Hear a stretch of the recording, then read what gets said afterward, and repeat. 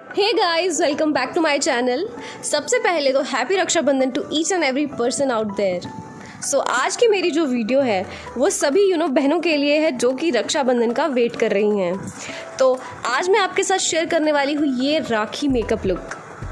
All the beginners कैसे makeup कर सकते हैं ऑन राखी, जो कि बहुत ही ज़्यादा इजी पीजी लुक रखा है।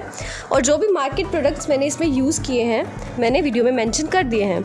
आप बिल्कुल थोड़े से प्रोडक्ट्स में ही बहुत ही ज़्यादा अच्छी लुक अचीव कर सकते हैं और बहुत ही सुंदर बन सकते हैं इस राखी पे। सो आई होप कि आपको मेरी वीडियो अच्छी लगेगी, बट प्लीज़ उससे पहले मेरे चैनल को जल्दी से सब्सक्राइब कर लीजिए और वीडियो अच्छी लगने पर उसे लाइक ज़रूर करें।